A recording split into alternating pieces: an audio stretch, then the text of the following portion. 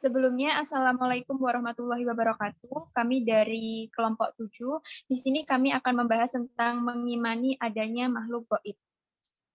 Kelompok kami terdiri dari 4 orang. Yang pertama saya sendiri, Citra Erlen, dengan NIM 080. Dan yang kedua ada Firmansyah, itu dengan NIM 052. Ada Syahrul Ramadan dengan NIM 057. Dan yang terakhir ada Zulfa Emadea, itu NIM 079. Slide ketiga.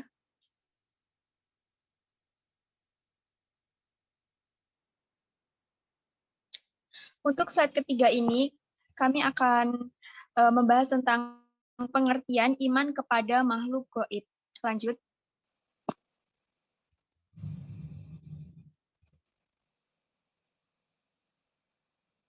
Sebelum beranjak ke iman kepada makhluk gaib, kita harus mengetahui apa itu iman. Iman adalah suatu kepercayaan yang berkenaan dengan agama, keyakinan, dan kepercayaan kepada Allah, Nabi, Kitab, dan sebagainya.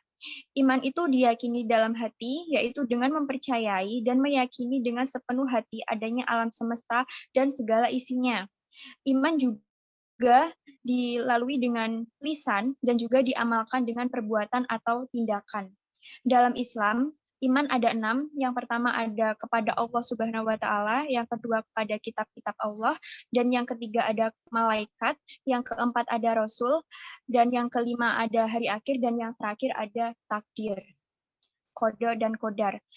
Untuk slide selanjutnya.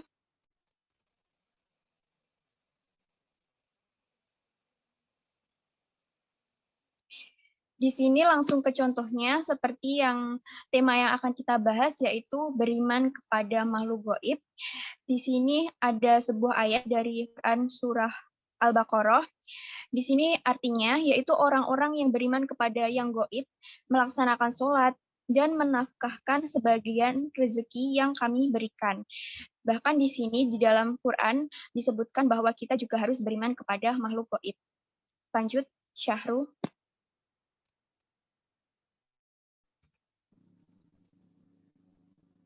Di slide selanjutnya adalah kita adalah khalifah Allah Subhanahu wa taala. Seperti yang disampaikan pada Al-Qur'an, hal yang wajib kita imani. Yang pertama, Quran surat Al-An'am ayat 59 bahwa hanya Allah yang mengetahui semua sisi gaib. Yang kedua, Quran surah Al-Luqman ayat 34 bahwa hanya Allah yang mengetahui semua sisi gaib, kiamat, hujan dan dalam rahim. Dan yang ketiga, Quran surat Al-Jin ayat 20 sampai 27 bahwa hanya Allah yang mengetahui semua sisi gaib, tidak memperlihatkan kepada seorang pun kecuali yang ia Allah ridhoi dari golongan Rasul. Slide selanjutnya.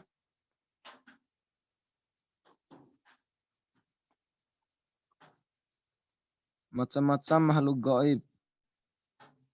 Malaikat, jin, setan. Malaikat. Malaikat terdiri dari yang pertama malaikat Jibril, menyampaikan wahyu Allah kepada Nabi dan Rasul.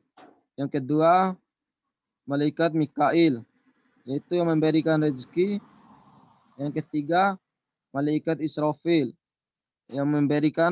yang meniup trompet sangkakala pada hari kiamat. Yang keempat, malaikat Israel yang mencabut nyawa. Yang kelima, malaikat Mungkar, bertanya dan memeriksa amal di alam kubur. Yang keenam, malaikat Nangkir. Yang keenam, malaikat Nangkir, bertanya dan memeriksa amal di alam kubur. Yang ketujuh, malaikat Rakib, mencatat amal baik. Dan kedelapan, malaikat Atid, mencatat amal buruk. Yang kesembilan, malaikat Ridwan, menjaga surga. Dan yang ke-10, malaikat Malik, untuk menjaga pintu neraka. Selanjutnya, Zulfa.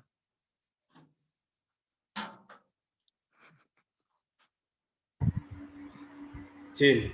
Jin adalah jenis makhluk gaib, makhluk yang tak dapat ditangkap oleh penglihatan manusia. Jin diciptakan dari api dan dia diciptakan sebelum manusia.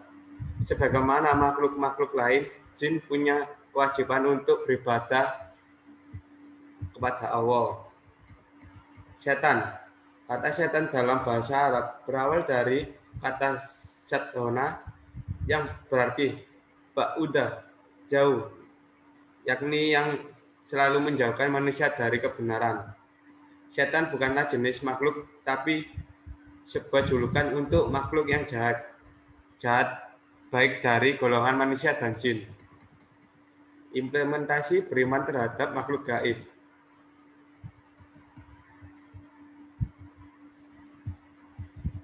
Lanjut Zulfa.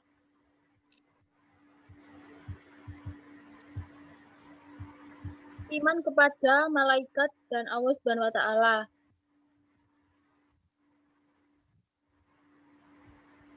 Mempercayai dengan sepenuh hati bahwa Allah memang benar-benar ada. Melaksanakan perintahnya seperti sholat, puasa, menolong seseorang, menuntut ilmu, dan bersedekah. Next.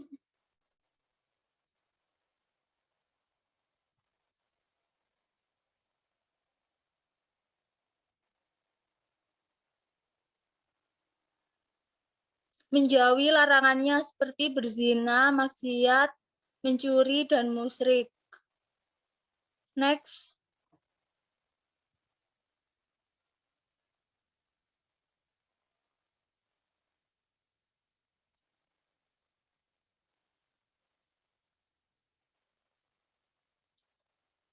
Iman kepada akhirat, yaitu mempercayai bahwa akhirat itu ada surga dan nerakanya. Tahap-tahapannya menuju surga maupun neraka, yaitu yang pertama, Yaumul Ba'ats. Yaumul Ba'ats adalah hari kebangkitan. Setelah alam semesta beserta seluruh isinya hancur, maka terjadilah hari kebangkitan di mana dibangkitkan semua manusia dari alam kubur. Yang kedua, Yaumul Hasr atau hari perkumpulan. Setelah dibangkitkan, maka tahapan selanjutnya yaitu mereka semua dikumpulkan di suatu tempat yang luas yang bernama Padang Mahsyar. Yang ketiga, buku catatan. Setiap manusia saat dikumpulkan di Padang Mahsyar mempunyai buku catatan masing-masing yang sudah dicatat oleh malaikat, raqib, dan atid, berisi perbuatan dan perkataannya selama hidup di dunia. Yang keempat, Yaumul Hisab atau hari perhitungan, yaitu hari di mana seluruh amal perbuatan manusia selama di dunia akan diperhitungkan dan seluruh anggota tubuh mereka akan menjadi saksi perbuatannya. Yang kelima, Yaumul Mizan atau hari pertimbangan, yaitu hari di mana dilakukan penimbangan atas amal perbuatan yang telah dilakukan manusia selama hidup di dunia untuk mengetahui berat ringannya pahala dan dosa mereka. Yang keenam, Yaumul Sirat atau hari melewati jembatan, yaitu hari di mana manusia melewati jembatan Siratul Mustaqim untuk menuju ke surga atau neraka. Yang ketujuh, Yaumul Jaza atau hari pembalasan, yaitu hari di mana Allah akan memberikan suatu balasan kepada setiap manusia sesuai dengan amal dan perbuatan mereka selama hidup di dunia. Terdapat dua tempat, yaitu satu surga, yaitu tempat bagi orang yang beriman dan bertakwa kepada Allah Subhanahu wa taala, dan yang kedua yaitu neraka, tempat bagi orang yang selama hidup di dunia lebih banyak mengerjakan maksiat dan kafir terhadap Allah Subhanahu wa taala. Itulah dari kelompok kami. Sekian. Wassalamualaikum warahmatullahi wabarakatuh. Waalaikumsalam warahmatullahi wabarakatuh. Waalaikumsalam warahmatullahi wabarakatuh.